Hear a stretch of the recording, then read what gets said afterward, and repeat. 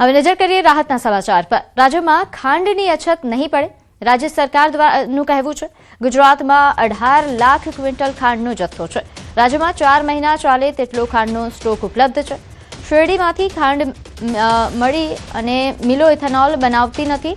બજારમાં હાલ ખાંડ પૂરતા પ્રમાણમાં પણ ઉપલબ્ધ છે તેવા પ્રકારનું રાજ્ય સરકાર દ્વારા માહિતી આપવામાં આવી છે કે શેરડીમાંથી ખાંડ એ મિલો ઇથેનોલ બનાવતી નથી। 2 લાખથી વધુ ખેડૂતો શેરડી આપે છે અને એના થકી દર વર્ષે 9 લાખ મેટ્રિક ટન જેટલું ખાંડનું ઉત્પાદન એ રાજ્યમાં થઈ રહ્યું છે।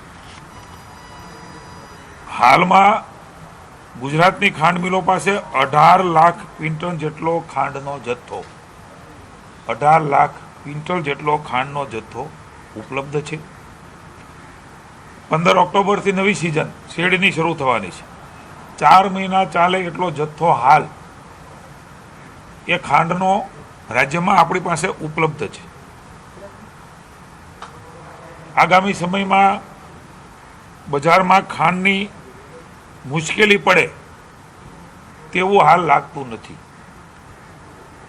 ગુજરાત રાજ્યની કોઈ ખાંડ મંડળી શેરડીમાંથી સીધું ઇથેનોલ બનાવતી નથી। આ ઉપરાંત રાજ્ય સરકારે ઉભા પાક બચાવવા પાણી ચાલુ રાખવાનો નિર્ણય લીધો છે। કડાણા ડેમમાંથી પાણી છોડવાનો રાજ્ય સરકારનો નિર્ણય। 7 જિલ્લામાં ખેડૂતોને 10 કલાક વીજળી અપાશે। જરૂરિયાત મુજબ અન્ય જિલ્લામાં પણ 10 કલાક વીજળી આપવામાં આવશે।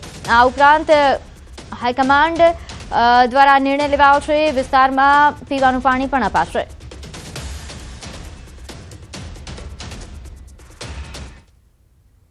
આગળ વાત કરીએ રાજકોટના માર્કેટિંગ યાર્ડમાં ડુંગળીના ભાવમાં એક જ સપ્તાહમાં મોટો ઉછાળો આવ્યો છે। વેપારીઓના જણાવ્યા મુજબ નાસિકથી આવતી ડુંગળીની આવક ઘટી છે, જ્યારે સ્થાનિક સપ્લાયમાં પણ ઘટાડો નોંધાયો છે।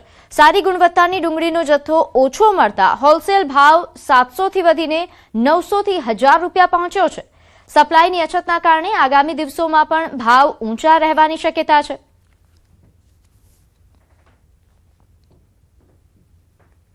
આગામી દિવસોમાં બીજા રાજ્યોમાં જે ઉત્પાદન નવી ડુંગળીનું શક્ય બનેલું વહેલું આવે તો ભાવમાં કદાચ ફેરફાર થાય, પણ જે વરસાદ વધારે અમુક રાજ્યમાં હોવાથી એ માલની અનિશ્ચિતતા જણાતા તો ભાવ આના જળવાઈ રહેશે।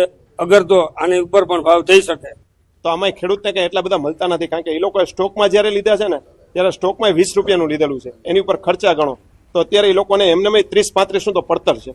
તો હવે 40-45 રાખે તો કદાચ 6 મહિના રાખ્યું હોય ને કદાચ 10 રૂપિયા જો કિલો કમાય તો હું નથી માનતો કે ખોટું છે। અત્યારે આવક છે 1500 કટાની આવક છે અને અઠવાડિયા પહેલા આવક હતી, ભાવ હતા એના 600 થી માંડીને 700 સુધી બધા હતા। અત્યારે એના કરતા 200-300 રૂપિયા ભાવ વધી ગયા હતા, ઘટે એટલા વધી ગયા। એટલે આમ માણસોને ખાવામાં તકલીફ બહુ પડે, એટલે સરકારને વિનંતી છે કે ભાવમાં થોડું ટ્રેન દીધું તો સારું એમ। તો માર્કેટિંગ યાર્ડથી છૂટક બજાર સુધી લાવવા માટે વેપારીઓને ડુંગળી ખરીદી પર 7% કમિશન, તોલાઈ, મજૂરી, માર્કેટ ફી તેમજ વાહન ભાડું પણ ચૂકવવાનું થતું હોય છે, જેના કારણે હાલ છૂટક બજારમાં ડુંગળી 60 થી 75 રૂપિયા કિલો સુધી પહોંચી છે।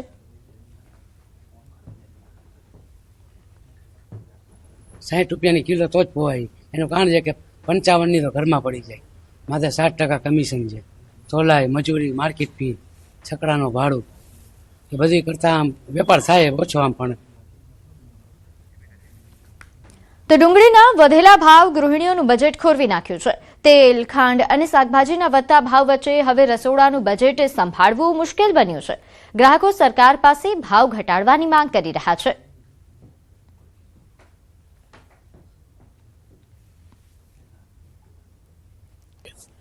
દરેક વસ્તુમાં જે ભાવ વધારો રોજે રોજ ડેઈલી એક વસ્તુની અંદર ભાવ વધારો થાય છે। પેટ્રોલ, ડીઝલ, ખાણી પીણી તમામ વસ્તુઓ, કાચા જે માલ છે બધું, તુવેર દાળ, કઠોળ, કરિયાણું, એને લેવા માટે અને ખાવા માટે મુશ્કેલ થઈ ગયું છે। અમુક લોકો તો એકટાણું જ જમે છે।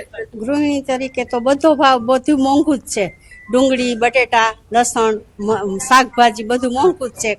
જરૂરિયાત વસ્તુ ખાંડ, ચોખા બધું મોંઘું જ છે। તહેવાર આવી રહ્યા તો પછી તકલીફ પડે જ। મારે કોઈ કમાવાનું છું, એકલી આવું છું, હવે કેવી રીતે કરું છું એ ઉપરવાળો એમ થાય છે કે હવે કાંઠે ઉભા છીએ, ભગવાન ડૂબકી મરત મારી દઈશ। એથી વધારે કઈ નથી કહેવામાં, બધું આવી ગયું છે.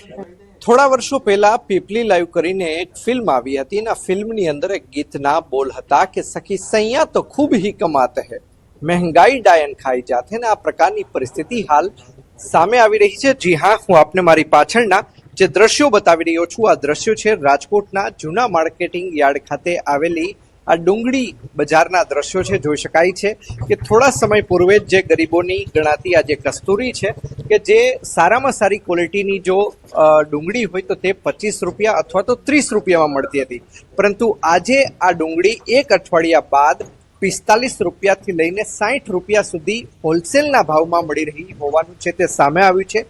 તો છૂટક બજારમાં આપ અંદાજો લગાવી શકો છો કે કેટલો ભાવ હોઈ શકે છે. તો બીજી તરફ વાત કરવામાં આવે તો સૌપ્રથમ તેલના ભાવમાં વધારો આવ્યો, ત્યારબાદ ખાંડના ભાવમાં અને હવે ડુંગળીના ભાવની અંદર પણ વધારો આવી રહ્યો છે. જ્યારે પણ મહિલાઓ છે તે ડુંગળી ફોલતી હોય છે ત્યારે ચોક્કસથી તેમના આંખમાંથી આંસુ છે તે નીકળતા હોય છે, પરંતુ અહીંયા તો ભાવ સાંભળતા પણ આંખમાં આંસુ નીકળે આ પ્રકારની પરિસ્થિતિનું નિર્માણ થવા પામ્યું છે. અંકિત પોપટ, ન્યૂઝ 18 ગુજરાતી, રાજકોટ. મોંઘવારીના માર અને વર્ષોના શોષણ સામે ભાવનગરના મહુવાના રત્ન કલાકારોએ પોતાના હક માટે રણશીંગું ફૂંક્યું છે. સુરતના સંગઠનના સમર્થન સાથે હડતાળના બીજા દિવસે કારીગરોની એકતાએ હીરા ઉદ્યોગમાં ખળભળાટ મચાવી દીધો છે. ભાવનગરના મહુવામાં પેવિલિયન ગ્રાઉન્ડ ખાતે યોજાયેલી વિશાળ સભામાં કારીગરોએ વેતન વધારો, દર મહિનાની 7 તારીખ સુધીમાં સીધો બેંક ખાતામાં પગાર અને કેન્દ્રના 4 લેબર કોડ મુજબ લાભો આપવાની પ્રબળ માંગ કરી છે. અગાઉ તંત્રને આપેલી રજૂઆતોનું કોઈ પરિણામ ન આવતા હવે 5 આગેવાનો લેબર કમિશનર સમક્ષ કારખાનેદારો સાથે બેઠક યોજશે, જેના નિર્ણય પર આ આંદોલનની આગળની રણનીતિ નક્કી કરવામાં આવશે.